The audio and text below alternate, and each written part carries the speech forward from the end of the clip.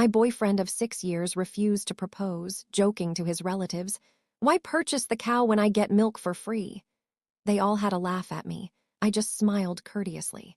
This morning, his free milk left, and he realized the cow legally owns the house and its contents.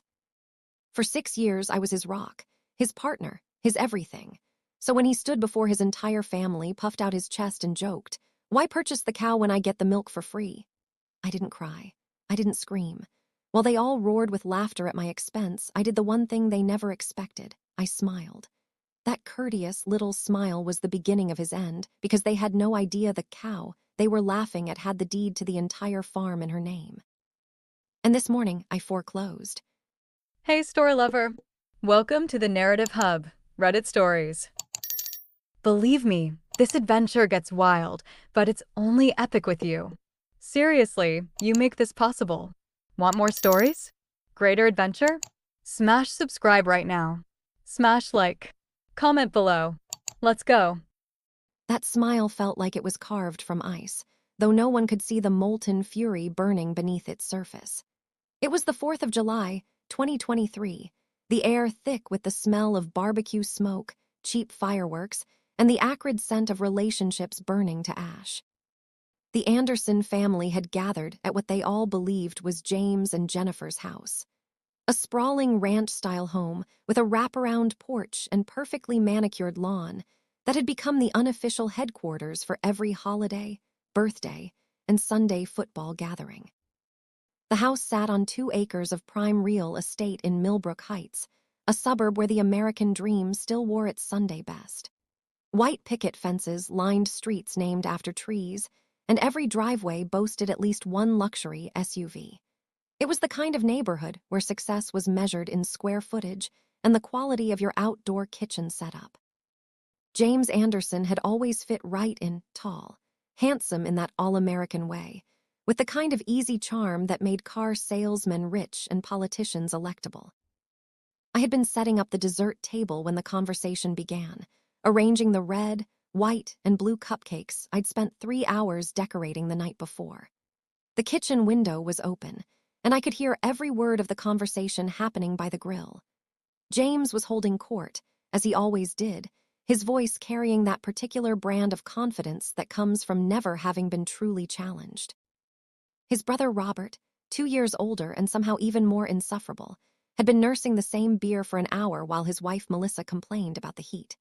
Their twin boys, 8-year-old tornadoes named Tyler and Trevor, were running circles around the adults, their sticky fingers leaving traces on everything they touched.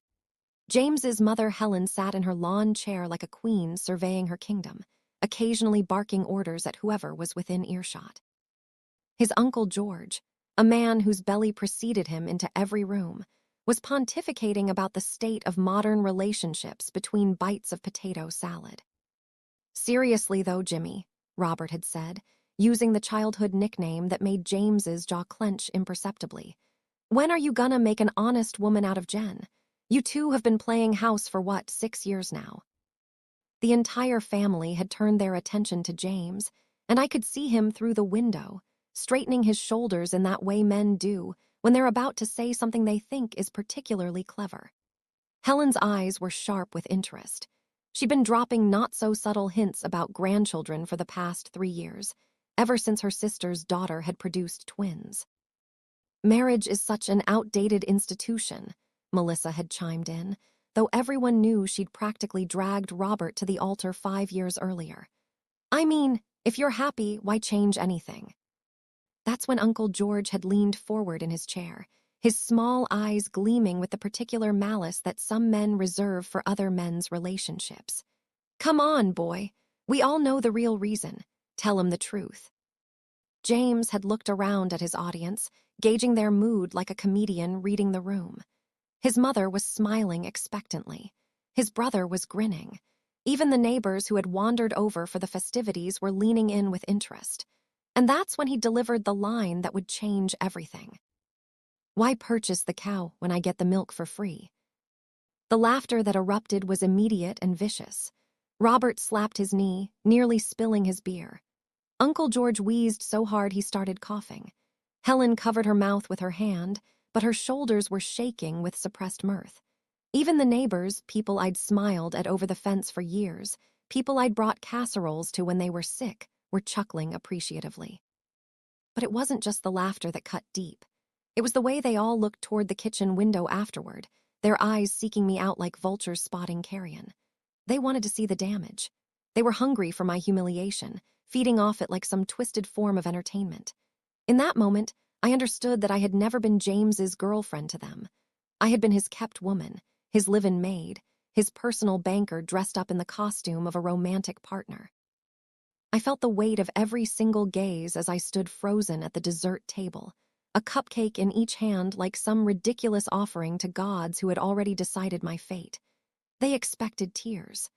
They expected me to drop everything and run to the bathroom, or perhaps storm outside to defend myself, giving them even more entertainment. They expected the emotional breakdown that would prove their point, that I was just a pathetic woman clinging to a man who was too smart to tie himself down legally. Instead, I set the cupcakes down carefully, smoothed my sundress, and walked to the back door with measured steps. I stepped onto the porch, still wearing my oven mitts with little cherries printed on them, and surveyed the crowd of people I had fed, entertained, and welcomed into my home for 6 long years.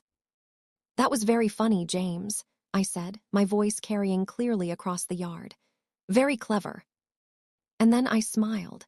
It wasn't the warm, genuine smile they were used to seeing from me, the one that lit up my entire face when James told one of his stories, or when the twins showed me their latest drawings. This smile was different. It was controlled, measured, and absolutely terrifying in its politeness. The laughter died away uncertainly. James looked at me with confusion, clearly expecting a different reaction. His mother's eyebrows were raised in surprise. Robert's grin faltered slightly, as if he was beginning to suspect he'd miscalculated something important.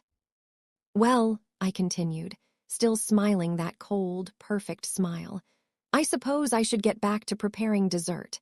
After all, someone has to take care of the milk and cookies." I turned and walked back into the house, leaving them all in stunned silence.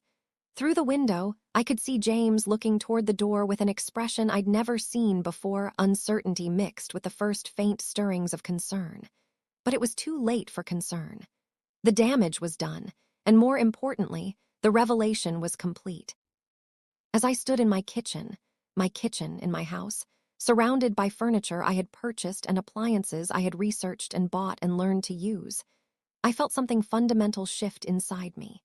It was as if I had been living my life through a filter, and suddenly the filter had been removed. Every memory from the past 6 years began to reorganize itself in my mind, filing into new categories with ruthless efficiency.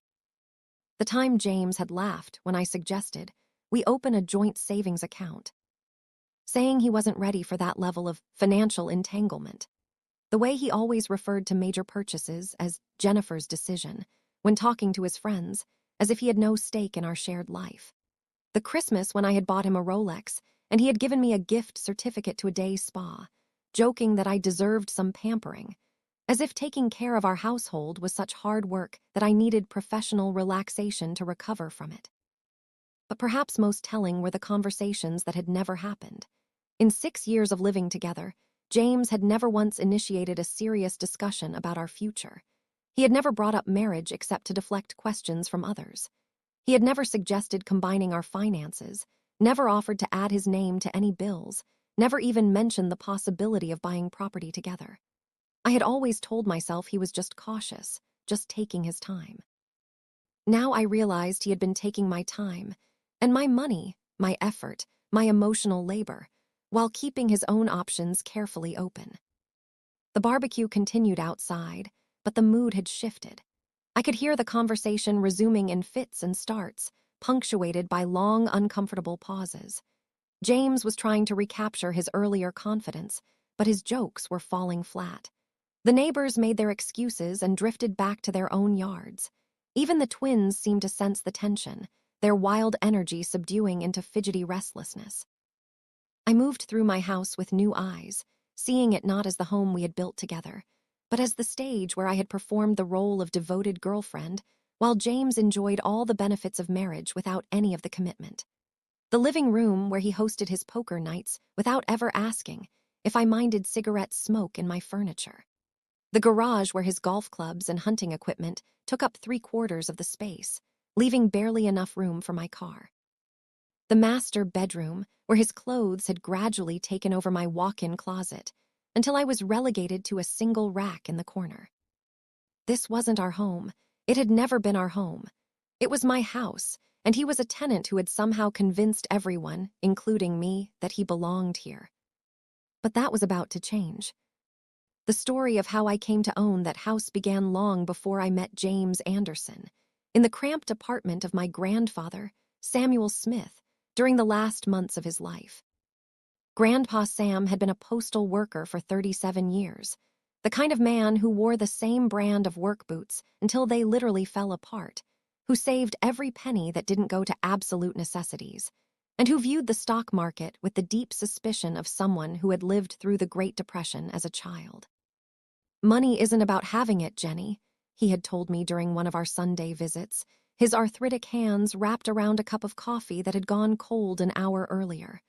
"Money is about keeping it. Any fool can spend. It takes wisdom to save." He had been diagnosed with lung cancer, a cruel irony for a man who had never smoked a cigarette in his life, but had spent decades breathing in exhaust fumes from mail trucks. The treatments were expensive and ultimately futile, but Grandpa Sam faced his mortality with the same methodical approach he had brought to everything else in his life. He updated his will, organized his papers, and began the process of distributing his modest wealth to the people he believed would use it wisely. My grandmother had passed away 2 years earlier, leaving behind a life insurance policy and a small collection of jewelry that had been in our family for generations.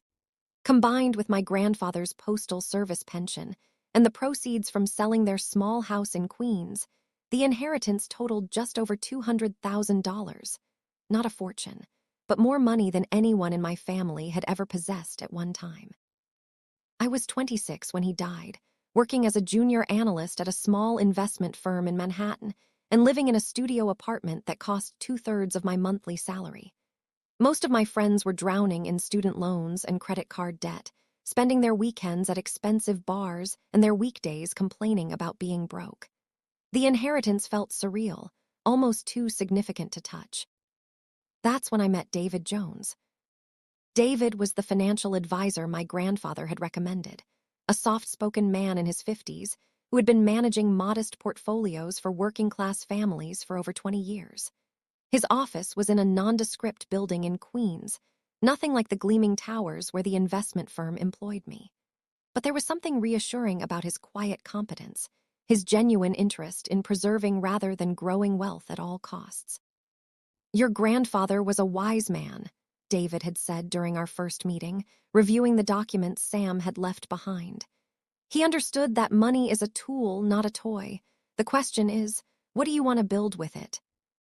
I had expected him to pitch me on aggressive investment strategies, high-yield bonds, or trendy tech stocks. Instead, he pulled out a folder filled with real estate listings and began explaining the benefits of property ownership for young professionals. "Rent is money you'll never see again," he explained, spreading photos of small houses and condos across his desk. "But a mortgage is a forced savings account. Every payment builds equity, and if you choose carefully, the property will appreciate while you live in it." The house in Millbrook Heights hadn't been my first choice. It was farther from Manhattan than I wanted, larger than I needed, and more expensive than I was comfortable with. But David had a way of cutting through emotional reactions to focus on numbers that made sense. "Look at the fundamentals," he had said, pointing to the listing details. "Good school district, low crime rate, stable property values. The previous owners were a retired couple who took excellent care of everything. You're not just buying a house, you're buying into a community that holds its value." More importantly, he had explained the concept of an irrevocable trust, a legal structure that would protect the property from future creditors, lawsuits, or marital claims. At 26 and single, the idea of protecting assets from a future spouse seemed paranoid and unromantic. But David's advice was practical rather than cynical. "Love is wonderful, Jennifer," he had said, his tone gentle but firm. "But a trust is forever. Keep your primary assets firewalled. If you find someone who truly loves you, they'll understand the wisdom in protecting what you've worked for. If they don't understand, well, that tells you something important too." The paperwork for the trust had been complex, involving lawyers and tax advisors and language that seemed designed to confuse rather than clarify. But the end result was simple. I was the sole beneficiary of the Samuel Smith Memorial Trust, which owned a 3-bedroom house on 2 acres of prime suburban real estate. I could live in the house, maintain it, and make improvements. But I could never lose it in a divorce, and no one else could ever claim ownership without my explicit consent.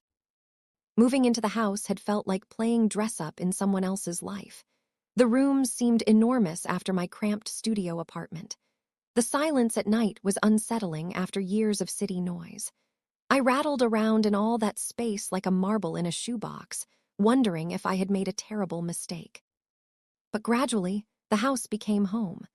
I learned to appreciate the luxury of a full-sized kitchen, the joy of having guests over without everyone sitting on the bed, the satisfaction of hanging pictures on walls I actually owned. I painted the guest rooms, installed new light fixtures, and slowly filled the space with furniture that reflected my taste rather than my budget constraints. The house payment was manageable on my analyst salary, especially after I received a promotion and a raise 6 months after moving in. I was proud of my mature, responsible approach to homeownership. I was building equity, establishing myself in a community, creating the foundation for a stable adult life. I had no idea I was also setting the stage for the most expensive lesson I would ever learn about love, trust, and the difference between a partnership and a parasitic relationship. I met James Anderson on a rainy Thursday evening in October, at a networking event I almost didn't attend. The invitation had come from my college roommate Sarah, who worked in marketing for a pharmaceutical company and seemed to know everyone worth knowing in our professional circle. "It'll be fun," she had promised. "Good food, open bar, and maybe you'll actually meet someone who isn't emotionally unavailable or living with his mother." The event was held at the Riverside Hotel, one of those generic business venues with beige carpets and motivational artwork. I had spent longer than usual getting ready, wearing a navy dress that Sarah insisted made my eyes look mysterious and sophisticated. I felt awkward and overdressed as soon as I walked in, but Sarah spotted me immediately and dragged me toward the bar. "You need alcohol to survive these things," she declared, ordering us both vodka tonics. "The trick is to look approachable but not desperate, interested but not needy, professional but not boring. It's like an Olympic sport, except the medals are business cards and phone numbers." I was nursing my second drink and wondering how long I needed to stay to be polite when James approached our table. He was tall, easily 6'2", with dark hair that looked effortlessly tousled and eyes the color of expensive whiskey. But it wasn't his appearance that caught my attention. It was the way he moved through the room, as if he belonged everywhere and nowhere all at once. "Excuse me," he said, directing his attention to Sarah, "but I couldn't help noticing you from across the room. Are you by any chance in the pharmaceutical industry?" It was a good opening line, specific enough to suggest genuine interest, broad enough to allow for conversation. Sarah preened a little, always happy to discuss her work, and launched into a description of her latest campaign for a new arthritis medication. James listened with apparent fascination, asking intelligent questions and making observations that showed he understood the industry. What impressed me was that he didn't immediately try to redirect the conversation to himself. He let Sarah talk, drawing her out with follow-up questions, making her feel like the most interesting person in the room. It was only after she had thoroughly explained her project that he mentioned his own work in medical device sales. "I'm actually between territories right now," he said with a self-deprecating smile. "Just finished a 3-year run in the Midwest, but I'm hoping to relocate somewhere with better weather and more opportunities. The company is considering opening a Northeast division, and I'm lobbying pretty hard to head it up." He had presence, the kind of natural charisma that made other people lean in when he spoke. When he laughed, and he laughed easily, finding genuine humor in Sarah's stories about difficult clients and office politics, his whole face transformed. He was attractive in an obvious way, but more than that, he was engaging. He made you feel like you were the only person worth talking to in a room full of people. When Sarah excused herself to visit the restroom, James turned his attention to me for the first time that evening. "And what about you?" he asked. "Are you in pharmaceuticals too, or are you the mysterious friend who provides moral support at networking events?" "Investment analysis," I replied, feeling suddenly self-conscious under his focused attention. "Nothing as exciting as drug marketing." "Are you kidding?" he said, leaning forward with apparent interest. "That's fascinating. I've always been terrible with money. I can sell anything to anyone, but when it comes to managing what I make, I'm hopeless. What kind of analysis do you do?" For the next hour, we talked about everything and nothing. He asked thoughtful questions about my work, shared funny stories about his travels as a regional sales manager, and somehow managed to make investment analysis sound like the most compelling career in the world. When Sarah returned from what I realized had been a strategic absence, she found us deep in conversation about the differences between East Coast and Midwest business cultures. "Well," she said with barely concealed satisfaction, "I can see you two are getting along. James, it was lovely meeting you, but I have an early client call tomorrow. Jennifer, do you need a ride, or—" She let the question hang in the air with theatrical innocence. "I'd be happy to make sure Jennifer gets home safely," James offered smoothly. "That is, if you don't mind spending a little more time with a wandering salesman." Looking back, I can see all the warning signs I missed that first night. The way he deflected specific questions about his finances with charm and humor. His vague timeline for the Northeast Territory expansion. The fact that he had been between opportunities, for longer than most people could afford to be without some kind of financial cushion. But at the time, all I saw was a confident, attractive man who seemed genuinely interested in me as a person rather than a potential conquest. He drove me home in a leased BMW that smelled like leather and expensive cologne. The conversation flowed easily as we wound through the suburban streets toward Millbrook Heights, touching on books we'd read, places we'd traveled, dreams we carried. When we pulled into my driveway, he let out a low whistle of appreciation. "Wow, this is beautiful," he said, taking in the house with its wraparound porch and landscaped yard. "You have excellent taste." I felt a flush of pride, the same sensation I always got when people complimented something I had worked for. "Thank you. I bought it about a year ago. It's been a project, but I love it." He walked me to the door, and we lingered on the porch for another 20 minutes, neither of us quite ready to end the evening. When he finally kissed me goodnight, it was soft and sweet and left me slightly breathless. "I'd like to see you again," he said, his hands still resting lightly on my waist. "Soon, if possible. I have a feeling you're going to be very dangerous for my productivity." We went to dinner 2 nights later, to a small Italian restaurant he had discovered during his territory research. He was even more charming in a more intimate setting, funny and attentive and surprisingly well-read. He asked about my family, my college experience, my dreams beyond financial analysis. He shared stories about growing up in a large, boisterous family, about learning sales from his father who had been a car dealer, about his ambition to build something lasting rather than just earning commission checks. By our 3rd date, I was completely smitten. By the 6th, I was in love. James had a way of making ordinary moments feel special, bringing me flowers just because, planning surprise weekend trips to bed-and breakfasts upstate, remembering little details about things I had mentioned in passing. He was romantic in a classic, old-fashioned way that I hadn't expected from someone in sales. 3 months after we met, he lost the lease on his corporate apartment when the Northeast Territory expansion was postponed indefinitely.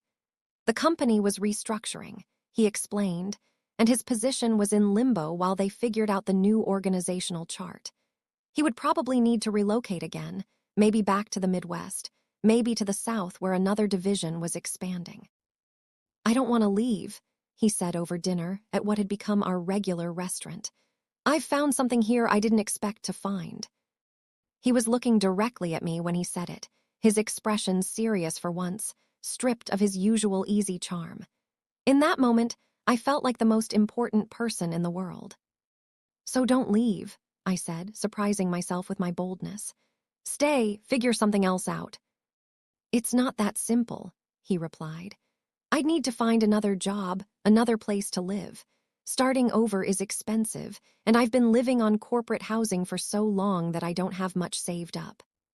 The invitation was implicit, hanging in the air between us like a question I wasn't sure I was ready to answer. We had been dating for 3 months, but 3 months wasn't very long in the grand scheme of adult relationships. On the other hand, I was 28 years old, not a naive college student. I owned my own home, had a stable career, and was presumably capable of making mature decisions about my personal life. "You could stay with me," I said quietly. "Temporarily, I mean, until you figure out your next move." The smile that spread across his face was so genuinely grateful, so full of relief and affection, that any doubts I might have had evaporated immediately. "Are you sure?" he asked. "I don't want to impose, and I know it's a big step." "I'm sure," I said, and in that moment, I was. I was sure about James, sure about our relationship, sure about my ability to handle whatever complications might arise. I had no idea that I was about to learn the difference between a man who was temporarily down on his luck and a man who had made a career out of other people's generosity. I had no idea that James Anderson was about to move into my house and gradually, methodically, begin treating it as his own. But that realization was still years away, hidden behind countless small compromises and gradual erosions of boundaries that I would later recognize as the classic pattern of financial and emotional exploitation. For now, all I felt was love and the excitement of taking our relationship to the next level. James moved in the following weekend, bringing 2 suitcases of clothes and a box of personal items that somehow managed to expand into an entire lifestyle. And for the first time since I had bought the house, I wasn't rattling around in it alone. James Anderson moved into my house like water finding its way through limestone, gradually, imperceptibly, until suddenly the entire structure had been transformed. The change didn't happen overnight. It was so subtle that I didn't recognize it until it was complete, and by then, I was living in a space that looked like mine, but functioned entirely according to his needs and preferences. It started with small things, reasonable things. His first week in the house, he asked if I minded if he set up his PlayStation in the living room since the master bedroom wasn't really large enough for a gaming setup. Of course I didn't mind. I barely watched television, and I wanted him to feel comfortable. Within a month, the living room had been reorganized around a 60-inch television he convinced me we needed for the full gaming experience. "Think of it as an investment," he said, scrolling through the Best Buy website on his laptop while I made coffee in the kitchen. "Good electronics hold their value, and we'll get years of enjoyment out of it. Besides, don't you want to be able to have people over for movie nights and football games?" The television cost $1,800, which seemed excessive for someone who was temporarily between jobs. But James had a way of making large purchases seem not just reasonable, but necessary. He researched specifications with the thoroughness of a professional, comparing refresh rates and color accuracy and sound quality, until I felt foolish for questioning the expense. And he was right about having people over. Within 2 weeks of the television's arrival, his friends were congregating in our living room every Sunday for football, bringing beer and wings and treating my house like their personal sports bar. His clothes gradually migrated from the guest bedroom closet to the master bedroom, then slowly annexed territory until my own wardrobe was compressed into an increasingly smaller section. "You don't mind, do you?" he asked one morning as I struggled to find space for a new dress. "I just have more hanging clothes than I realized. Maybe we could look into getting one of those closet organizer systems. Maximize the space." The closet organizer cost $600 and required me to donate half of my existing wardrobe to make room for the new configuration. James supervised the installation, making suggestions about optimal spacing and storage solutions with the expertise of someone who had clearly given the matter considerable thought. When the work was finished, he had 70% of the closet space, and I had been relegated to a small section that required me to keep most of my clothes in the guest bedroom dresser. His morning routine slowly expanded to dominate the master bathroom. First, it was just a few grooming products on the counter. Then a specialized electric razor that required its own charging station. Then hair products, cologne, vitamins, and skincare supplies that gradually pushed my own toiletries into smaller and smaller corners. When I mentioned that the counter was getting crowded, he suggested we install additional shelving and a larger medicine cabinet. "We should really upgrade this bathroom anyway," he said, measuring the space with a contractor's tape measure he had somehow acquired. "The fixtures are pretty dated, and if we're going to be serious about this relationship, we should invest in making the space work for both of us." The bathroom renovation cost $3,200 and turned my functional if modest bathroom into something that looked like it belonged in a luxury hotel. James managed the contractors, selected the finishes, and somehow positioned himself as the primary decision-maker, even though my credit card was paying for everything. When friends complimented the beautiful new space, he talked about our renovation and the choices we made, as if the decisions had been collaborative rather than dictated by his preferences. His presence in the house became increasingly proprietary. He rearranged furniture to create better traffic flow for his daily routines. He replaced my functional kitchen table with a larger one that could accommodate his friends for poker nights. He convinced me that we needed a better sound system for entertaining, then positioned the speakers to optimize acoustics from his preferred seating position. Each change was presented as a logical improvement that would benefit both of us. Each purchase was something we needed, or an investment in our shared life. Each modification was discussed as if we were partners making joint decisions, even though the pattern was always the same.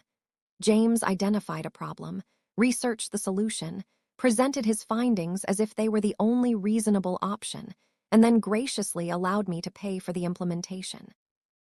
What made it particularly insidious was that James was genuinely knowledgeable about home improvement, electronics, and design. His suggestions were often objectively good ideas that did improve the functionality or appearance of the house. The new television really did create a better entertainment space. The closet organizer really was more efficient. The bathroom renovation really did add value to the property. But somehow, every improvement seemed to make the house more his and less mine. I found myself asking permission to make changes to my own home. I started thinking twice before buying anything for the house without consulting him first. I began referring to his friends as our friends and his preferences as our preferences, because it seemed easier than constantly negotiating boundaries. The financial dynamic was particularly subtle. James never asked me directly to pay for things. Instead, he would research purchases obsessively, present compelling arguments for why they were necessary, and then casually assume that I would handle the financial details since he was still getting back on his feet professionally. "I should be contributing more to the household expenses," he would say periodically, usually after I had just paid for another major purchase or upgrade. "As soon as this territory expansion gets approved, I'll definitely start paying half of everything. It's not fair for you to carry the whole load." But the territory expansion was perpetually delayed, postponed, or under review. There were budget concerns at the corporate level, reorganization initiatives that required everything to be put on hold, market conditions that made expansion inadvisable in the current quarter. James always had detailed, plausible explanations for why his career advancement was temporarily stalled, and I wanted to be supportive rather than nagging about money during what I understood to be a stressful professional period. Meanwhile, he contributed to our household in ways that were valuable but intangible. He was an excellent cook who took over dinner preparation entirely, creating elaborate meals that impressed our friends and made me feel pampered after long days at the office. He handled most of the home maintenance tasks, researching contractors and managing repair projects with professional competence. He planned our social calendar, organizing dinner parties and weekend trips that enhanced our relationship and expanded our social circle. It was easy to justify the financial imbalance when James was contributing so much in other ways. He was making our life together better, more sophisticated, more enjoyable. If that meant I paid for most of the material improvements while he provided the labor and expertise, that seemed like a fair division of resources. The first time I felt a flicker of doubt was about 18 months after he moved in, when I was doing taxes and realized how much money I had spent on house-related expenses since James had arrived. The total was staggering, nearly $15,000 in furniture, electronics, renovations, and investments that had somehow become essential to our shared life. When I mentioned the number to James, he looked genuinely shocked. "That can't be right," he said, taking the receipts from my hands and reviewing them carefully. "I mean, I know we've made some improvements, but 15,000, that seems like a lot." We went through the expenses together, and he provided reasonable justifications for each purchase. The television had been necessary for entertaining. The furniture had been an upgrade we both enjoyed. The renovations had added value to the property. When he laid it out that way, the spending seemed logical rather than excessive. "Look," he said finally, wrapping his arms around me in the reassuring way that always made me feel safe. "I know this has been unfair to you financially, but you have to understand that everything we've done has been about building a life together. These aren't just expenses, they're investments in our future." He was right, of course. We were building a life together. The fact that it was primarily funded by my money and located in my house didn't diminish the emotional reality of our partnership. We were a couple, and couples made sacrifices for each other. The financial imbalance was temporary, a function of our different career situations rather than any fundamental inequality in our relationship. At least, that's what I told myself. It would be another 4.5 years before I understood that James Anderson had never intended to build a life with me. He had been building a life for himself, using my resources, my property, and my emotional labor as the raw materials for a lifestyle he could never have afforded on his own. But that realization was still hidden in the future, camouflaged behind years of small compromises and gradual erosions of boundaries that I had willingly accepted in the name of love and partnership. For now, I was simply a woman in love, grateful to have found someone who made me laugh, who made our house feel like a home, who seemed to love me as much as I loved him. I had no idea that I was slowly, methodically being dispossessed of my own life. The Anderson family operated according to rules that were never explicitly stated, but were somehow universally understood by everyone except me. They were a clan in the truest sense, a tight-knit group that had developed its own internal logic over decades of shared experiences, inside jokes, and mutual obligations that outsiders could observe but never fully comprehend. Helen Anderson, James's mother, was the undisputed matriarch, a woman in her early 60s who had raised 4 children while working part-time as a school secretary and maintaining a household that looked like it belonged in a home decorating magazine. She was barely 5 feet tall, but she commanded respect through sheer force of personality and an uncanny ability to remember every slight, every favor, and every family obligation going back multiple generations. Helen had been married to Big Jim Anderson for 38 years before he died of a heart attack at 59, leaving her to manage the family dynamics that had previously been his responsibility. Big Jim had been a car dealer, the kind of man who could sell anything to anyone and who treated every interaction as a potential business opportunity, according to family legend. He had proposed to Helen by offering her a lifetime warranty on his affection with full trade-in value for any dissatisfaction. James was the second oldest of 4 children, and in many ways, he was the most like his father. His older brother Robert had inherited Big Jim's business acumen, but none of his charm. His younger sister Lisa had moved to California after college and maintained her family connections through duty rather than affection. The youngest, Michael, was still trying to figure out his place in the world at 28, cycling through jobs and relationships with exhausting regularity. What I learned, slowly and through careful observation, was that the Anderson family operated on a complex system of debts and credits that were tracked with the precision of a medieval accounting ledger. Helen kept mental tabs on every favor granted, every slight endured, every dollar spent on behalf of family members. She knew exactly who owed what to whom, and she deployed this information strategically to maintain her position at the center of the family ecosystem. Robert, as the eldest son, was expected to be successful and reliable. He had married Melissa straight out of college, bought a house in the same suburb where he grew up, and produced the requisite grandchildren on schedule.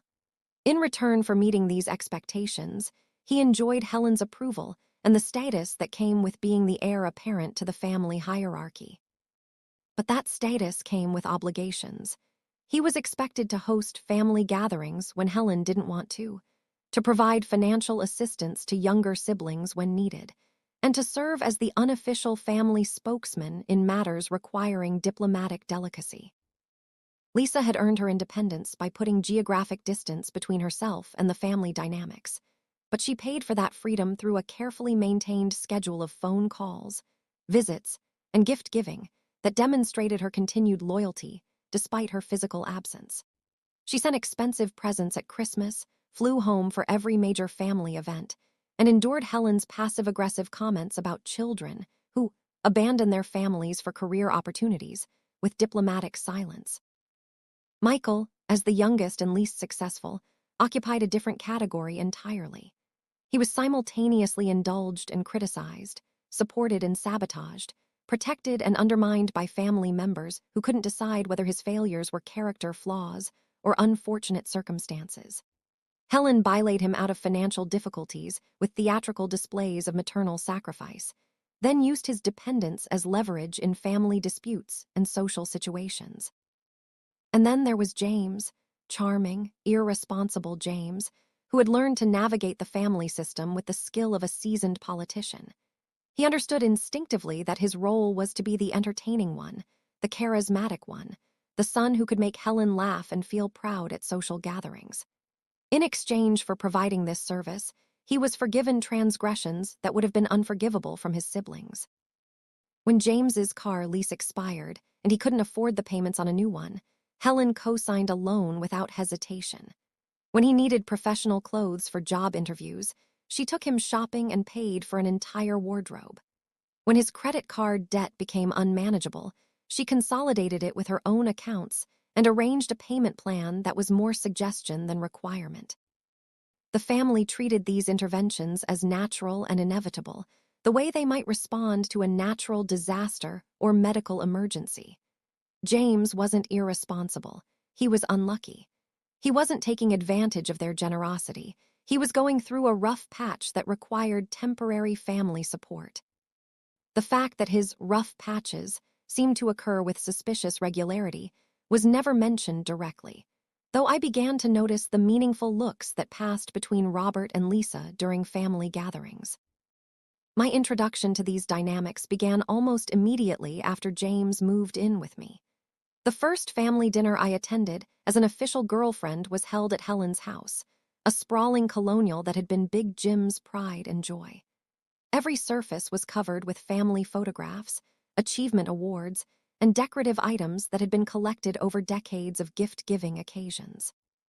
The dinner itself was a production that required 3 days of preparation and involved enough food to feed a small army. Helen had prepared pot roast, mashed potatoes, green beans, homemade bread, and 3 different desserts, all while maintaining a running commentary on the inadequacies of store-bought ingredients and the declining standards of modern cooking. "Jennifer, you'll have to give me your recipe for that casserole you brought to James," she said as we sat around the massive dining room table. He said it was delicious, but I could tell it needed something. Maybe a little more seasoning, or a different cheese. I've been making casseroles for 40 years, so I have some ideas that might help. It was my first encounter with Helen's signature conversational style. Compliments that contained critiques, questions that were actually statements, offers of help that were thinly disguised assertions of superiority. She wasn't being malicious, exactly, but she was establishing the hierarchy in a way that left no doubt about who was the authority on domestic matters in the Anderson family. James seemed oblivious to the undercurrents, or at least he pretended to be. He complimented his mother's cooking with genuine enthusiasm, teased his siblings with affectionate familiarity, and somehow managed to position himself as the favorite child without appearing to compete for the role. It was a masterful performance, and watching him operate in his family environment gave me new insight into his considerable social skills. What I didn't understand at the time was that James's charm offensive wasn't just about maintaining family harmony. It was about maintaining access to family resources. Every joke, every compliment, every display of filial affection was an investment in his ongoing ability to tap the family support system when needed. The pattern became clearer over the months and years that followed. When James needed help with his car payments, Helen was happy to assist because he was such a good son who always remembers my birthday.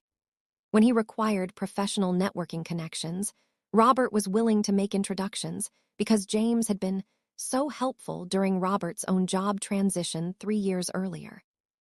When he needed a place to store his belongings during his various career transitions, Lisa's old bedroom at Helen's house was available because James had always been there for family emergencies.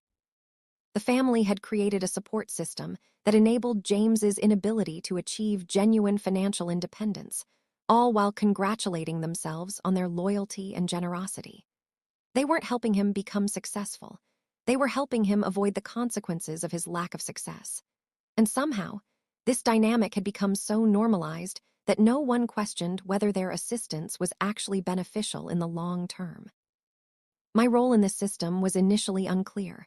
I wasn't family, so I wasn't subject to the same obligations and expectations. But I also wasn't a complete outsider, since James and I were clearly serious about each other. I occupied a liminal space that was both privileged and precarious, welcomed but not fully accepted, included but not entirely trusted. Helen's attitude toward me was particularly complex. On one hand, she seemed genuinely pleased that James had found someone who took such good care of him. She complimented my cooking, admired my house, and made approving comments about my career success. But there was always an undercurrent of evaluation, as if she were assessing my suitability according to criteria I didn't fully understand. "It's so nice that you have your own place," she said during one of our conversations, her tone carefully neutral.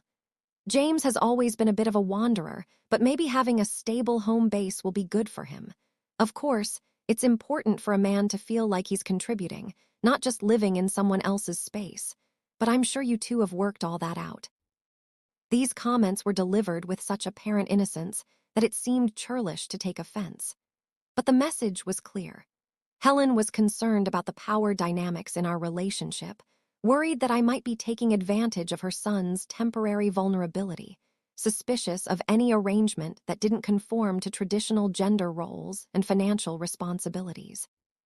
What she didn't seem to understand, what none of them seemed to understand, was that James was systematically transforming my stable home base into his personal kingdom, using my resources to create a lifestyle that far exceeded what he could have afforded on his own.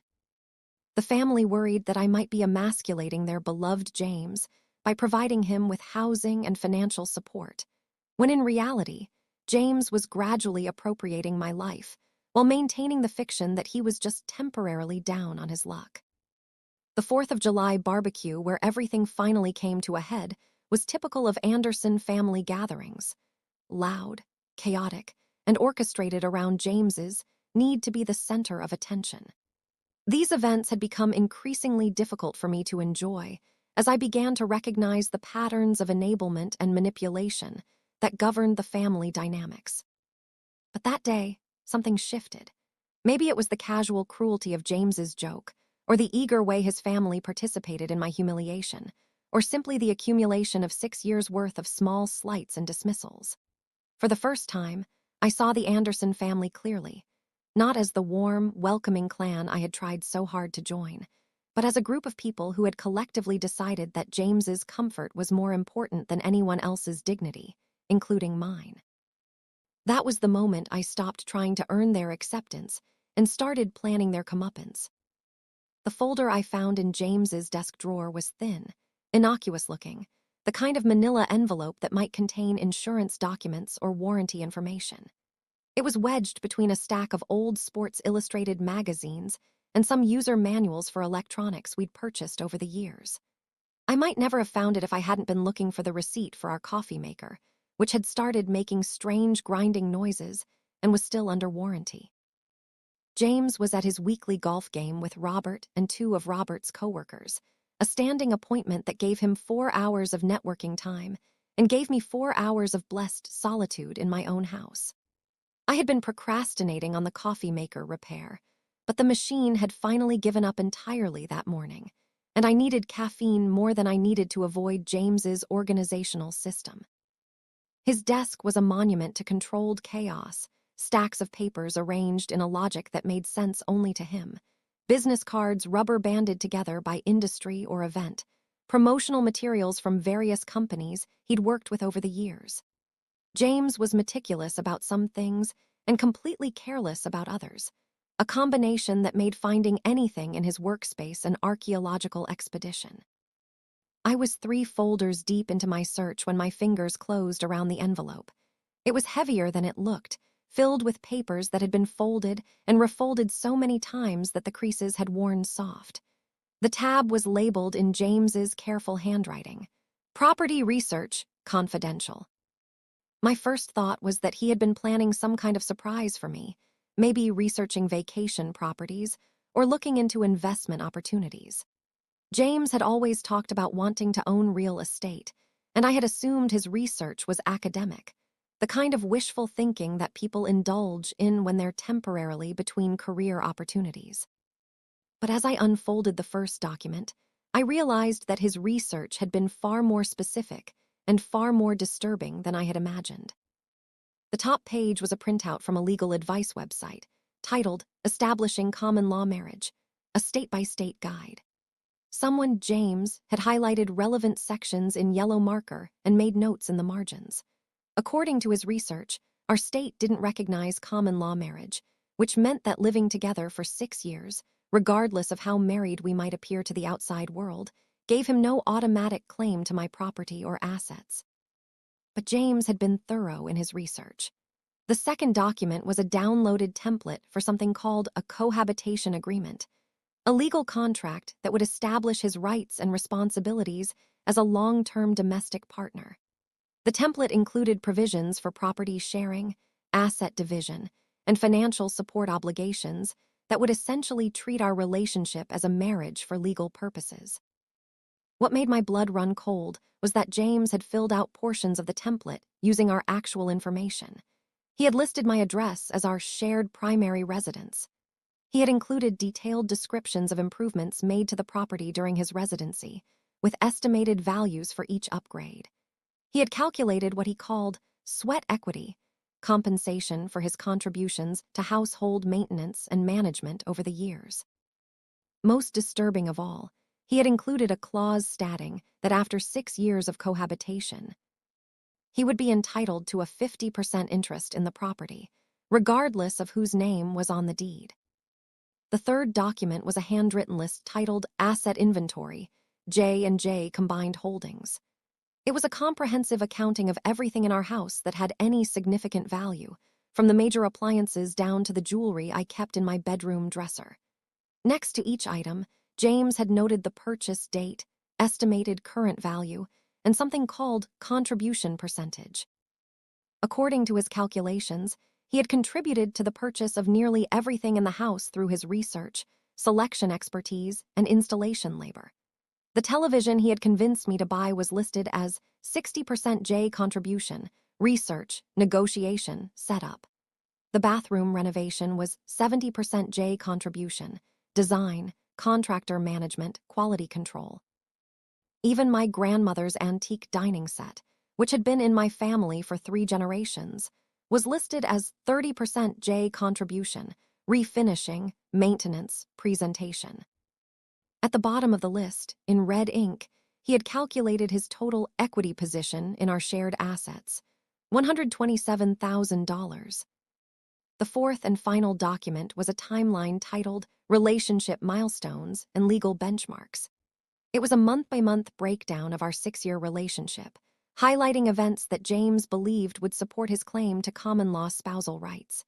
He had noted the date he moved in, the first time he received mail at my address, the first joint purchase we made, the first time he used my address on official documents. But it was the notes in the margins that revealed the true calculation behind his romantic gestures. Next to our first anniversary, he had written established pattern of gift exchange mutual investment. Next to the weekend he had painted the guest bedroom, he had noted property improvement, sweat equity documented. Next to last Christmas, when he had given me a beautiful necklace, he had written significant gift, demonstrates commitment to permanent relationship. Every moment I had treasured as evidence of our love, James had catalogued as evidence of his legal claim to my property. I sat in his desk chair for a long time, the documents spread out in front of me like the pieces of a puzzle I had finally learned how to assemble. The pattern was so clear, so methodical, that I couldn't understand how I had missed it for so long. James hadn't been building a life with me, he had been building a case against me. The cow joke at the barbecue hadn't been a moment of thoughtless cruelty. It had been part of a deliberate strategy. By avoiding marriage, James had sidestepped the legal protections that would have governed asset division in a divorce. But by living with me long enough to establish patterns of domestic partnership, he was hopping to claim the benefits of marriage without the legal obligations. He was betting that after 6 years of cohabitation, I would be emotionally and practically invested enough in our relationship to accept his demands for property sharing, rather than face the complications of evicting him. He was counting on my love, my conflict avoidance, and my desire to preserve our relationship to give him leverage in what he clearly saw as a business negotiation rather than a romantic partnership. The cruelest part was that his research showed he knew exactly what he was doing to me. He understood that I had used my inheritance to buy the house, that it represented financial security I had never expected to achieve, that losing it would devastate me both emotionally and financially. And he had decided to pursue his claim anyway. But James had made one critical error in his research. He had assumed that I was as careless about legal matters as I appeared to be about emotional ones. He had no idea that my grandfather's careful estate planning had created protections that were far more sophisticated than anything he could circumvent with downloaded legal forms and wishful thinking. The house wasn't just in my name. It was owned by an irrevocable trust that had been specifically designed to protect it from exactly the kind of claim James was planning to make. No matter how many improvements he had contributed to, no matter how much sweat equity he believed he had earned, no matter how many years we had lived together, he had no legal claim to property owned by the Samuel Smith Memorial Trust. But he didn't know that, and I decided not to enlighten him. Instead, I was going to let him make his play, and then I was going to destroy him with the same methodical precision he had planned to use against me. I carefully refolded the documents and placed them back in the envelope exactly as I had found them. I pushed the envelope back between the magazines and manuals, making sure it looked undisturbed. I never did find the coffee maker receipt, but that no longer seemed important. I had found something much more valuable. The proof that my relationship with James Anderson had been a fraud from the very beginning, and the motivation I needed to end it with the ruthlessness it deserved. The week following my discovery of James's documents was a masterpiece of deception. I moved through our daily routines with the precision of a trained actress, playing the role of devoted girlfriend while internally orchestrating the complete dismantling of the life he thought we shared. Every smile was calculated, every kiss was strategic, every domestic gesture was designed to reinforce his confidence in my compliance and affection. James noticed nothing amiss because he was looking for nothing amiss. He was in the final stages of his long con, mentally preparing for what he believed would be a negotiation about our shared future. In his mind, the barbecue joke had been his declaration of independence from traditional relationship expectations, and my calm acceptance of his humiliation had proven that I would tolerate anything to keep him in my life. He was about to learn how expensively he had miscalculated. My first call was to David Jones, the financial advisor who had helped me purchase the house 6 years earlier. David was approaching retirement, but he still managed a small portfolio of clients whose financial situations he had helped architect from the ground up. When his secretary put me through to his private line, I could hear the concern in his voice. "Jennifer, it's been quite a while since we spoke. Is everything all right?" "I need to understand exactly how the trust works," I said without preamble. "Specifically, what would happen if someone tried to make a legal claim against the property?" There was a pause, and I could imagine David leaning back in his chair, his experienced mind immediately grasping the implications of my question. "Has someone threatened to make a claim?" he asked carefully. "Not threatened exactly, but I've discovered that someone has been researching their options." "I see." David's voice took on the tone of professional competence that I remembered from our original meetings. "Well, the good news is that the trust structure we created is specifically designed to protect against third-party claims. The property is owned by the Samuel Smith Memorial Trust, not by you personally. You're the sole beneficiary, but you don't own the asset directly." He explained the legal details with the same methodical thoroughness he had used 6 years earlier. The trust was irrevocable, which meant that even I couldn't dissolve it or transfer ownership of the property to anyone else. The trust owned the house, the land, and any improvements made to the property during the period of the trust's existence. "Even if someone could prove they had contributed to improvements or maintenance," David continued, "their claim would be against you personally, not against the trust. And since you don't own the property, you can't be compelled to transfer what you don't possess." "What about cohabitation agreements or common law marriage claims?" "Not applicable to trust-owned property. The person making the claim would need to prove they had a legal relationship with the trust itself, which is impossible since trusts can't enter into domestic partnerships." David asked if I needed him to recommend a lawyer to review the trust documents and ensure they were still current and enforceable. I told him I would handle the legal consultation myself, which was true. I just didn't mention that I already had a lawyer in mind. Susan Green had been recommended to me by a colleague at work whose own divorce had been handled with impressive efficiency and discretion. Susan specialized in what she called high-stakes domestic relations, situations where significant assets were involved and at least one party was behaving badly. Her office was in a glass tower downtown, and her consultation fee was $500 per hour, but her reputation for ruthless competence was legendary. Our first meeting was scheduled for Thursday afternoon, during what I told James was an emergency client presentation that would keep me at the office late. Susan was exactly what I had expected, mid-40s, impeccably dressed, with the kind of sharp intelligence that made clients feel both protected and slightly intimidated. "I need to understand my options," I told her, handing over copies of the documents I had found in James's desk. "My boyfriend has been planning to make a legal claim against property I own, and I want to be prepared." Susan reviewed the documents with the focused attention of a surgeon examining X-rays. She asked precise questions about the timeline of our relationship, the financial arrangements we had maintained, and the legal structure of the trust that owned my house. "Interesting," she said finally, setting the papers aside. "He's done his homework, but he's made some fundamental errors. These cohabitation agreement templates are largely worthless in our state unless both parties sign them voluntarily. And his asset calculations are based on the assumption that you own the property directly, which you don't. So his claims would be unsuccessful. More than unsuccessful, they would be frivolous. Any lawyer worth their retainer would advise him that he has no legal standing to make these claims." Susan leaned forward across her desk, her expression shifting from analytical to strategic. "The question is, what do you want to achieve here? Do you want to simply protect your assets, or do you want to end the relationship entirely?" "I want him gone," I said without hesitation. "Completely and permanently gone, with no possibility of return and no ongoing claims against me or my property." "Then we need to be proactive rather than defensive.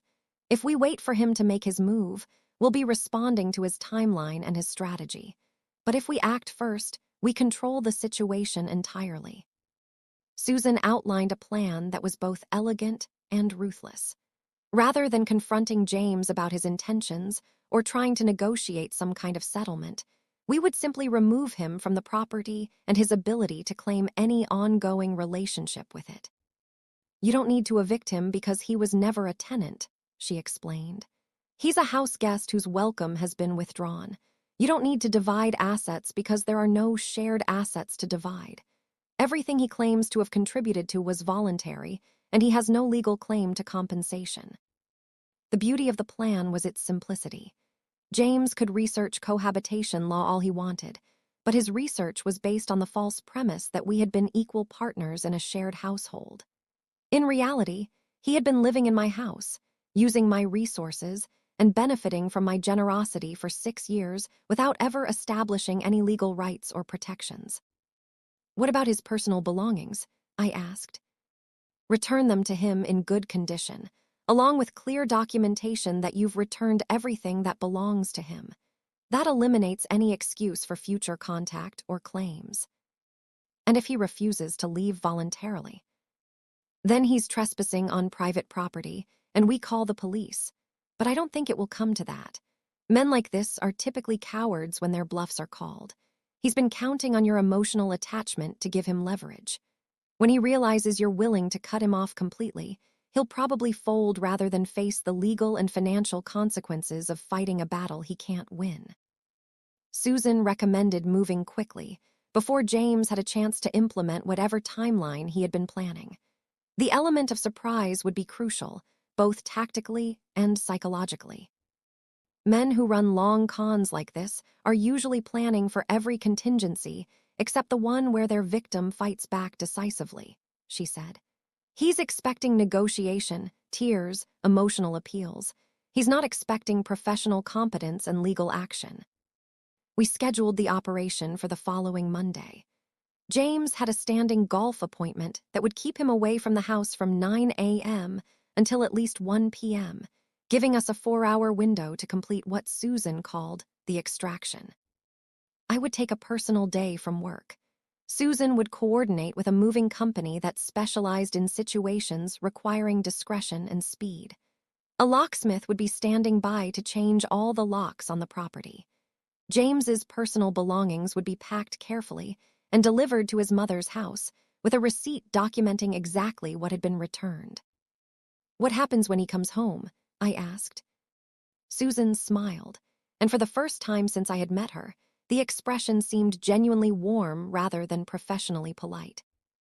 "That's when the real education begins," she said. "He's going to learn the difference between a victim and an opponent." I left Susan's office feeling lighter than I had in months. For 6 years, I had been playing defense in a game whose rules I didn't understand, trying to preserve a relationship that had never been real. Now I was finally going to play offense, using the same ruthless calculation that James had been employing against me. The only difference was that I actually owned the board he thought we were playing on. Monday morning dawned clear and cold, the kind of crisp October day that makes autumn feel like a fresh beginning rather than an ending. I had been awake since 4 a.m., not from nerves, but from anticipation.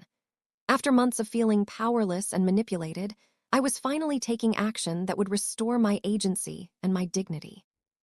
James left for his golf game at 8:30, kissing me goodbye with the casual affection of someone who believed our routine was unbreakable. He was wearing the golf outfit I had bought him for his birthday, expensive polo shirt, tailored shorts, shoes that cost more than most people's monthly car payment. It was fitting that he would be dressed in my generosity when everything I had given him was finally revoked. "See you tonight, babe," he said, shouldering his golf bag, another gift I had purchased. "Robert thinks he can finally break 80 today, so we might be out there longer than usual if he's actually playing well." "Have fun," I replied, maintaining the same pleasant tone I had perfected over the past week. "I have some errands to run, but I should be here when you get back." It wasn't exactly a lie. I would be there when he returned, just not in the way he was expecting.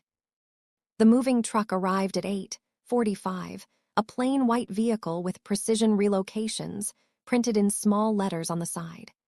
"Gregory Baker, the crew chief, was a man in his 50s who had clearly handled situations like this before. He shook my hand with firm professionalism and reviewed the plan Susan had outlined. "We'll start with his personal items," Gregory said, consulting a clipboard filled with detailed instructions. "Everything gets photographed, inventoried, and packed with care. Then we handle the household items according to your list. Everything out by noon, locks changed by 12:30, property secured by 1 p.m. His crew of 4 men worked with military efficiency. They had done this dance before, and they understood that speed and discretion were paramount. Within minutes, they had established a system. 1 man in each room identifying items for removal, 1 man in the driveway loading the truck, 1 man taking photographs for documentation, and Gregory supervising the entire operation. James's personal belongings filled exactly 4 boxes and 3 garment bags. 6 years of living in my house, and his actual possessions could be loaded into the back of a pickup truck. It was a stark reminder of how much of our shared life had been built with my resources rather than his. But removing his things was only the first phase of the operation. The real work began when we started on the household items that James had come to think of as ours, but were legally and financially mine. The 70-inch television went first, wrapped in protective blankets and loaded onto a dolly with practiced efficiency. Next came the leather sectional sofa, where James had spent countless Sunday afternoons watching football with his friends. Then the dining room set he had convinced me we needed. For proper entertaining, the sound system he had researched and selected, the exercise equipment he had insisted would motivate us both to get in better shape. Each item was documented with photographs showing its condition and location before removal. Each box was labeled with contents and destination, either storage unit or James's mother's address, depending on whether the items were household goods or personal effects. The kitchen was particularly satisfying to clear.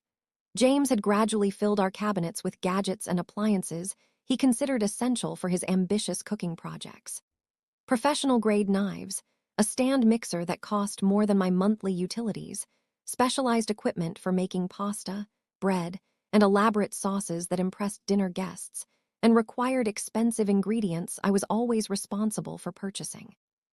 All of it went into boxes bound for storage, leaving behind the basic appliances and cookware that had served me perfectly well before James decided our kitchen needed upgrading. The master bedroom felt like an archaeological excavation. Layers of shared life were peeled away to reveal the space as I had originally designed it, clean, simple, and entirely my own. James's clothes disappeared from the closet, his toiletries vanished from the bathroom counter, his side of the bed was stripped down to the mattress, and prepared for the removal of furniture I had never particularly wanted. By 11 a.m., the house was beginning to echo with emptiness. The walls looked larger without James's oversized furniture. The rooms felt brighter without his preference for heavy curtains and dim lighting. For the first time in 6 years, I could see my own space clearly, unfiltered by someone else's aesthetic preferences and territorial claims. The locksmith arrived at 11:30, a quiet man named Matthew Miller who set to work immediately on replacing every lock, deadbolt, and security system access code in the house. He was thorough and efficient, ensuring that every possible point of entry would require new keys that James would never possess. At 11:45, I walked through the empty house one final time, checking for anything that might have been overlooked. The silence was profound and peaceful. My footsteps echoed on hardwood floors that suddenly seemed to belong to me again. The late morning light streamed through windows that would no longer frame James's view of property he had never owned. In the kitchen, I placed a single manila envelope on the counter where James would be certain to see it. Inside were 2 items: a copy of the deed showing the Samuel Smith Memorial Trust as the legal owner of the property, and a photocopy of the research documents I had found in his desk, with a single question written in red marker at the bottom.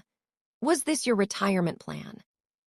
By noon, the house was completely empty except for my own original furnishings and the envelope waiting in the kitchen.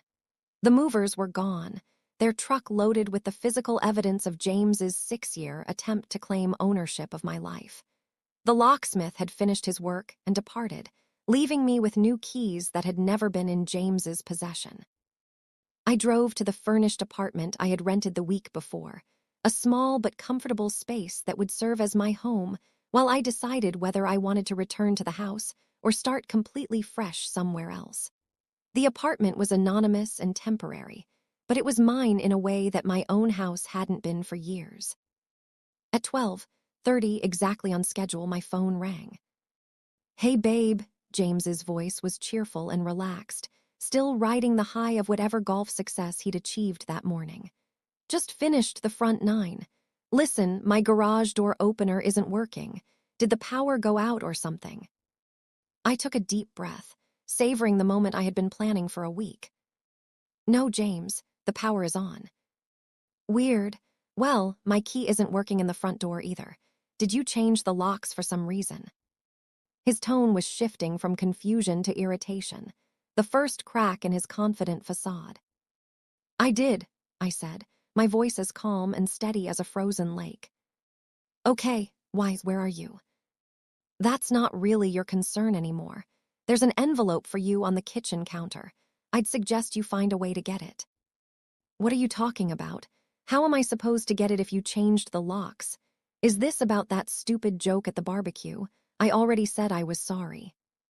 His voice was getting louder, confusion giving way to the first stirrings of panic. I could picture him standing in the driveway, looking at a house that no longer recognized him as belonging there. "I'd call a locksmith if I were you," I said softly. "But I should warn you, they'll be breaking into my house." The silence stretched for 10 long seconds. I could almost hear the gears grinding in his head as he tried to process what I was telling him. Your house. What are you talking about, Jennifer? It's our house." "Check the county records, James. It was never our house. It has always been and will always be my house. You were a guest. Your stay has concluded." I hung up and turned off my phone. The education of James Anderson had officially begun. The messages started within minutes of our phone call. Text after text flooded my voicemail as James cycled through the full spectrum of emotions: confusion, anger, bargaining, and finally, a kind of broken desperation that might have moved me if I hadn't seen the documents proving his true intentions. I listened to them all from the safety of my temporary apartment, a glass of wine in my hand and Susan Green's business card on the coffee table in case legal intervention became necessary. But as the messages progressed, it became clear that James was beginning to understand the hopelessness of his position. The first voicemail was pure confusion. "Jennifer, what the hell is going on? I'm standing outside our house and I can't get in. This isn't funny anymore. Call me back immediately." By the third message, confusion had hardened into indignation. "You can't just throw me out. I've lived here for 6 years. I have rights. I'll call the police if I have to." The fifth message revealed that he had discovered the envelope. "I found your little note. Very cute. But you can't scare me with legal documents I don't understand. We need to talk about this like adults." But it was the seventh message that told me he had finally grasped the full scope of his situation. "You took everything. The TV, the furniture, everything we bought together. How could you do this? I thought we were building a life together."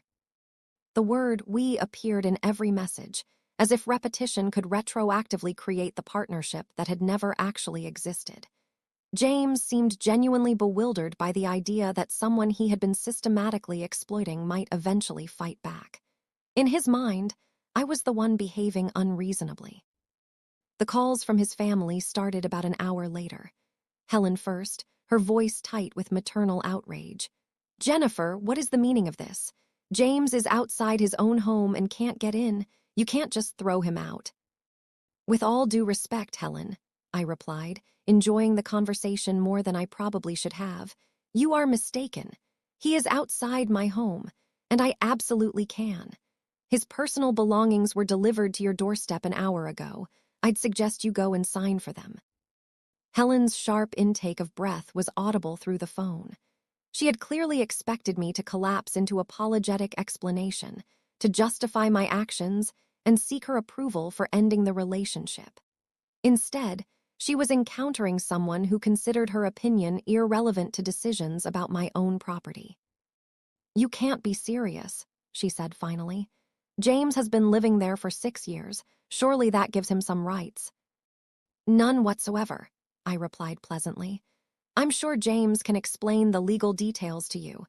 He's been researching them quite thoroughly." The next call came from Robert, his tone laced with the kind of aggressive bluster that men use when they're trying to intimidate someone they perceive as weaker. "You think you can get away with this? We'll get a lawyer. You can't just take everything." "Please do," I said, my voice steady and almost cheerful. "Have him contact my attorney, Susan Green. She's eagerly awaiting your call. She can walk him through the specifics of the trust I established in 2019 and the receipts for every single piece of furniture and equipment currently in my possession. Ask your lawyer to explain what the word solely means in a legal context." Robert's bluster deflated noticeably. "Trust? What trust? James never mentioned any trust." "I'm sure there are many things James never mentioned to you, Robert. Perhaps you should ask him about the folder in his desk labeled Property Research Confidential. I'm sure he can explain his retirement planning strategy." I hung up before he could respond, but I could imagine the conversation that would follow between the Anderson brothers. Robert wasn't stupid. He would quickly realize that James had been playing a much deeper game than anyone in the family had understood. The golden boy who could do no wrong was about to be revealed as a predator who had been planning to steal his girlfriend's house. The final family call came from Michael, the youngest Anderson, whose voice carried a note of genuine concern rather than outrage. "Jennifer, it's Mike. Look, I don't know what happened between you and James, but he's really messed up right now. He's been drinking since he got to Mom's house, and he keeps talking about contracts and equity, and I don't understand half of it. Did he do something really bad?" Michael's question was the first honest one I'd received from the Anderson family, and it deserved an honest answer. "Yes, Mike," I said quietly. "He did something really bad, but it's not something I can discuss with you or anyone else in your family. James made his choices, and now he has to live with the consequences. He's talking about lawyers and suing you and all this crazy stuff. But Mom's scared because she doesn't understand what's happening, and Robert's acting like this is all your fault somehow. It's a mess." I felt a moment of genuine sympathy for Michael, who was clearly the only Anderson family member capable of recognizing that James might actually be in the wrong. But sympathy couldn't change the fundamental reality of the situation. "I'm sorry your family is going through this," I said. "But James created this situation with 6 years of deliberate deception. Whatever consequences he faces are the direct result of his own actions." After I hung up, I poured myself another glass of wine and settled in to wait for the final act of James's education. I knew him well enough to predict that he would try one more approach before accepting defeat: the personal appeal, delivered with all the charm and emotional manipulation he could muster. The knock on my apartment door came at 9:30 p.m. I knew it was James without looking through the peephole. He had somehow tracked down my temporary address, probably through the same methodical research skills he had used to investigate property law and asset division. I opened the door but left the security chain engaged, creating a gap just wide enough for conversation. He looked terrible. His golf clothes were rumpled and stained, his hair was disheveled, and his eyes were red-rimmed from what had clearly been hours of drinking and crying. This wasn't the confident, charming James Anderson who had dominated family barbecues and cocktail parties.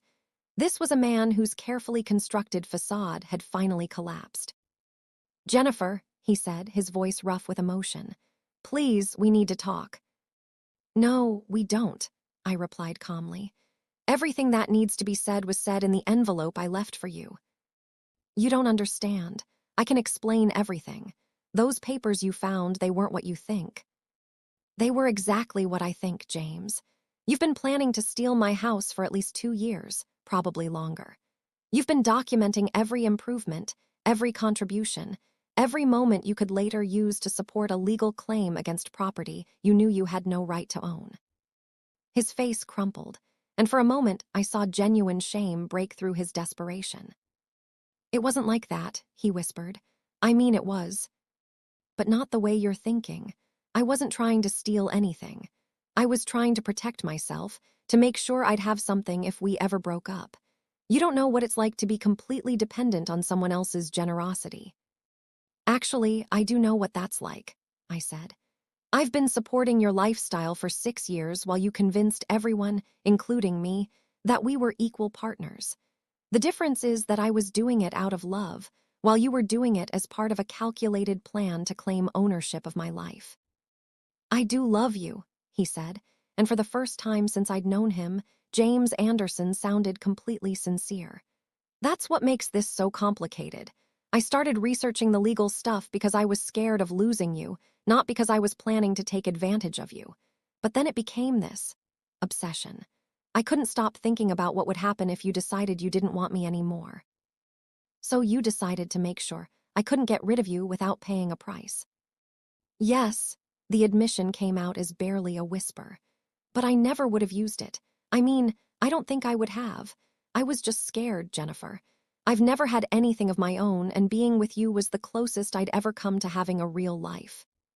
It was probably the most honest thing James had ever said to me, and it explained so much about the psychology behind his deception. But understanding his motivation didn't change what he had done or make it forgivable. "You had 6 years to build something real with me," I said. "Instead, you chose to build a legal case against me. You turned our relationship into a business transaction, and now you're upset that I'm treating it like one." "What can I do?" he asked desperately. "How can I fix this? I'll sign anything, give up any claim to anything, just please don't throw away everything we had together." "We didn't have anything together, James. I had a house, a life, and financial security. You had access to those things through my generosity, but you never contributed to building them, and you never had any right to claim them." I could see him struggling with the reality that his charm and emotional appeals were powerless against someone who finally understood the true nature of their relationship. "So that's it," he said finally.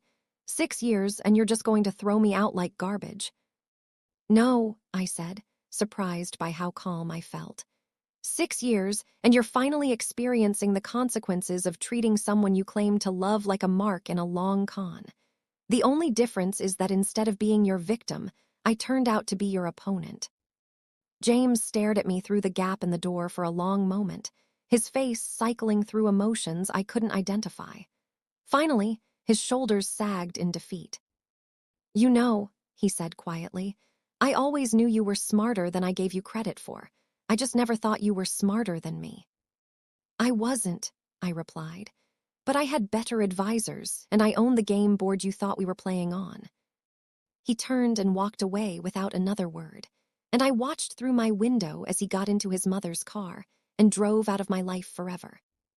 The legal aftermath of Operation Pasture was remarkably brief and entirely one-sided. Susan Green had predicted that James would quickly realize the hopelessness of his position once he consulted with an actual attorney, and she was proved correct within 48 hours of his eviction.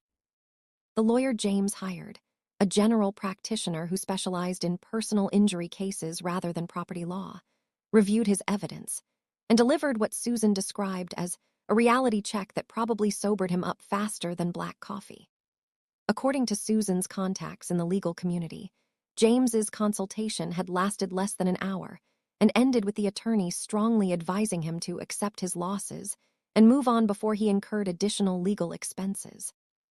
The trust structure that David Jones had recommended 6 years earlier had worked exactly as designed. James's research into cohabitation law was irrelevant because cohabitation law didn't apply to property owned by irrevocable trusts. His detailed asset calculations were meaningless because he had no legal standing to claim compensation for improvements made to property he had never owned. His timeline of relationship milestones was useless because domestic partnership rights couldn't be established against a trust beneficiary. Most damaging to his case was his own documentation. The folder I had discovered in his desk proved premeditation and calculating intent that would have made any judge unsympathetic to claims of good faith cohabitation. A man who secretly researches his girlfriend's assets and plans legal strategies to claim them is not a man who can credibly argue that he believed they were building a life together as equal partners. He never had a case, Susan explained during our final consultation. But more importantly, he knew he never had a case. This was always about intimidation and manipulation, not legal rights. Men like James count on their victims being too emotionally compromised or financially insecure to fight back effectively. The criminal aspects of James's behavior were harder to prosecute, but easier to deter. Technically, his secret documentation of my assets and his plans to make fraudulent claims could have been pursued as attempted fraud or theft by deception. But Susan advised that the complexity of such charges, combined with the lack of actual financial harm, made criminal prosecution unlikely to succeed and unnecessary for protecting my interests. The threat of criminal charges is often more effective than the charges themselves, she explained. If he ever contacts you again or makes any attempt to pursue his claims, we can remind him that his own documents constitute evidence of criminal intent. Most con artists prefer to disappear rather than risk having their methods exposed in court. James disappeared completely after his failed legal consultation. He moved out of his mother's house within a week, and according to Michael, who called once to apologize for his family's behavior, he had relocated to Florida where he claimed to have a job opportunity with a medical device company. Helen Anderson never spoke to me again, which I considered a significant improvement in my quality of life. Robert and Melissa crossed the street when they saw me at the grocery store, apparently unable to reconcile their image of me as James's docile girlfriend with the reality of someone who had professionally dismantled their brother's life plans. But Michael surprised me by stopping by my house about a month after the eviction to deliver what he called a family apology that nobody else was willing to make. "I've been thinking about everything that happened," he said, standing awkwardly on my front porch like a teenager who'd been caught doing something wrong. "And I realized that James had been talking about your house like it was his for years. We all just accepted it because that's how he presented it, but looking back, it's obvious that you owned everything and he owned nothing." Michael's observation was more insightful than anything the rest of his family had managed. James had been so skilled at creating the impression of ownership that even his own family had accepted his fiction as reality. "He was always good at making people believe what he wanted them to believe," Michael continued. "But I guess he finally tried it on someone who was better at that game than he was." I invited Michael in for coffee, and we talked for over an hour about the family dynamics that had enabled James's behavior. Michael was the only Anderson who seemed capable of recognizing that James had been the problem, not me, and his perspective helped me understand how thoroughly James had manipulated everyone around him. "The weird thing is," Michael said as he prepared to leave, "I don't think he was completely faking it with you. I mean, he was proud of the house, proud of having you as his girlfriend, proud of the life you two had built. But he was proud of it like it was an achievement he had accomplished, not something you had given him." It was an insightful observation that explained much about James's psychology. He had genuinely enjoyed our life together, but he had experienced it as his success rather than my generosity. In his mind, he had earned everything through his charm and contribution, which made his secret legal research feel justified rather than predatory. But understanding James's psychology didn't change what he had done or make it forgivable. If anything, it made his behavior more disturbing. A man who steals because he's desperate might be pitied. A man who steals because he believes he deserves what he's taking is simply dangerous. The physical aftermath of reclaiming my house was more complex than the legal aftermath. I had lived with James's aesthetic preferences for so long that I had forgotten what my own space looked like without his influence. The empty rooms felt simultaneously liberating and disorienting, like waking up from a long dream to discover you're in a different place than you remembered. I spent weeks walking through my house, relearning its rhythms and possibilities. Rooms that had been organized around James's activities suddenly had different purposes. The living room, freed from its obligation to serve as a sports bar, became a reading room with comfortable chairs positioned to catch the afternoon light. The kitchen, no longer required to support elaborate cooking projects, became a bright, efficient space designed for the simple meals I actually preferred. Most significantly, I reclaimed my bedroom as a sanctuary rather than a shared space requiring constant negotiation about temperature, lighting, and decoration. For the first time in 6 years, every pillow, every photograph, every piece of furniture reflected my preferences rather than someone else's needs. The financial aftermath was the most satisfying aspect of my liberation from James Anderson. The storage unit, where I had placed all the furniture and electronics he had convinced me to buy, represented nearly $20,000 worth of items I had never particularly wanted. Rather than moving them back into my house, I decided to sell everything and use the proceeds for improvements that reflected my own taste and priorities. The 70-inch television that had dominated my living room sold for $800 to a college fraternity that appreciated its gaming capabilities. The leather sectional sofa found a new home with a family that had 4 children and needed furniture that could withstand heavy use. The dining room set went to a young couple who were furnishing their first house and were delighted to find quality pieces at affordable prices.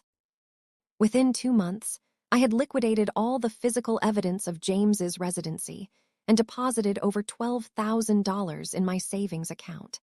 It wasn't a complete recovery of what I had spent on him over the years, but it was enough to fund the renovations I actually wanted to make. I hired an interior designer, a woman recommended by Susan Green, who specialized in helping clients reclaim spaces after difficult relationships. Together, we transformed my house into something that felt completely and authentically mine for the first time since I had purchased it. The living room became a library with built-in bookshelves and comfortable reading chairs. The dining room was converted into a home office with space for my work projects and personal interests. The guest bedroom was transformed into an art studio where I could pursue the painting hobby I had abandoned years earlier, when James decided the room was better used for his exercise equipment. Most importantly, I had the locks changed again, not for security, but for symbolism. The keys James had never possessed were replaced with keys he would never even know existed. Every entrance to my house now required access that only I could grant, and I found profound satisfaction in that simple fact. 6 months after Operation Pasture, I was living in a house that felt more like home than it had since the day I bought it. The rooms were arranged for my comfort and convenience. The furniture reflected my taste and priorities. The bills were manageable because I was only supporting one person's lifestyle. But the most significant change wasn't in my house, it was in me. I had learned the difference between generosity and exploitation, between love and manipulation, between partnership and parasitism. I had discovered that I was capable of strategic thinking and decisive action when my core interests were threatened. Most importantly, I had learned that sometimes the kindest thing you can do for yourself is to stop being kind to people who are taking advantage of your kindness. James Anderson had taught me that lesson with 6 years of systematic exploitation disguised as romance. It was an expensive education, but it was also an invaluable one. And unlike James's other victims, because I was certain there had been others and would be more, I had graduated with my assets, my dignity, and my self-respect intact. The cow had learned to protect the farm. 2 years after Operation Pasture, I received a wedding invitation in the mail. The cream-colored envelope was addressed in elegant calligraphy to Ms. Jennifer Smith at my home address, the address James Anderson had once tried to claim as his own. Inside was an invitation to the marriage of Michael Anderson to Sarah Chen, a pediatric nurse he had met during his volunteer work at a children's hospital. Michael had called me the week before to ask if I would be comfortable attending, explaining that he didn't want to put me in an awkward position, but that he genuinely wanted me there to celebrate with him. "You were the only person who ever treated me like I had something worthwhile to say," he told me over the phone. "And after everything that happened with James, I realized how much I valued your friendship. I was touched by his invitation and his consideration. Michael had been the only Anderson family member to emerge from the James situation with his integrity intact, and I was genuinely happy about his engagement to someone who seemed to appreciate his thoughtful, generous nature. The wedding was held at a small vineyard outside the city, and Michael's transformation was immediately apparent. Gone was the uncertain young man who had drifted between jobs and relationships without purpose or direction. In his place was someone who had found his calling in social work and his life partner in Sarah, a woman whose compassion and competence complemented his own quiet strength. Helen Anderson was civil to me at the reception, offering polite conversation about the weather and the beauty of the venue. She never mentioned James or acknowledged the awkwardness of our last interaction, but her careful politeness suggested she had reached some kind of understanding about her son's behavior. Robert and Melissa were polite, but distant, treating me like a distant acquaintance rather than someone who had been part of their family circle for 6 years. But the most interesting encounter of the evening came from an unexpected source. During the cocktail hour, I found myself in conversation with Sarah's older sister Linda, a family law attorney who had heard the story of James's eviction from Michael. "I have to tell you," Linda said quietly, "what you did was brilliant. I see women in my practice all the time who get taken advantage of by men who understand the system better than they do. Most of them lose everything because they don't recognize the warning signs until it's too late." She went on to explain that men like James were more common than most people realized. Charming, manipulative individuals who targeted financially stable women and gradually appropriated their resources through a combination of emotional manipulation and legal maneuvering. "The fact that you had that trust structure in place probably saved you hundreds of thousands of dollars," Linda said. "And the fact that you were willing to take decisive action when you discovered his plans probably saved other women from becoming his victims." Her words reminded me of something Susan Green had mentioned during our final consultation, that men like James typically had a pattern of similar behavior across multiple relationships. By cutting off his access to my resources so definitively, I had likely forced him to abandon his established methods and find other ways to support himself. I never learned what happened to James after he moved to Florida. He disappeared from social media, and none of his family members mentioned him during the few times our paths crossed at community events. It was as if he had simply evaporated, leaving behind only the expensive education he had provided about the difference between love and exploitation. My own life had been transformed in ways I hadn't expected. The house that had once felt like a prison of domestic obligation had become a sanctuary of personal autonomy. I entertained when I wanted to, traveled when I felt like it, and made decisions based entirely on my own preferences and priorities. More importantly, I had developed what I came to think of as predator radar, an ability to recognize when someone was assessing my resources rather than appreciating my company. The dating world was full of men who were immediately interested in my house, my financial stability, and my domestic capabilities rather than my personality or interests. But now I could spot them within the first few conversations and politely decline further contact before any emotional attachment developed. When I did eventually start dating again, it was with clear boundaries and realistic expectations. I was no longer interested in playing the role of supportive girlfriend to men who needed financial or emotional rehabilitation. I was looking for genuine partnership with someone who brought their own resources, stability, and emotional maturity to the relationship. I found that person in David Martinez, a colleague from my investment firm who had been recently divorced and was rebuilding his life with the same methodical approach I had used to reclaim mine. David owned his own condo, managed his own finances, and had custody of his 2 teenage daughters every other weekend. He was neither charming enough to be dangerous nor needy enough to be burdensome. Our relationship developed slowly and carefully, with explicit conversations about expectations, boundaries, and long-term goals. We maintained separate residences, separate finances, and separate social circles while building genuine intimacy based on mutual respect rather than mutual dependence. When David proposed, 18 months after our first date, it was with a prenuptial agreement he had initiated and a wedding plan that reflected both of our preferences rather than my accommodation to his demands. We were married in my backyard garden, surrounded by friends who had watched both of us emerge from difficult relationships into something healthier and more sustainable. The house that James had once tried to claim as his own became the foundation for a marriage that was genuinely collaborative.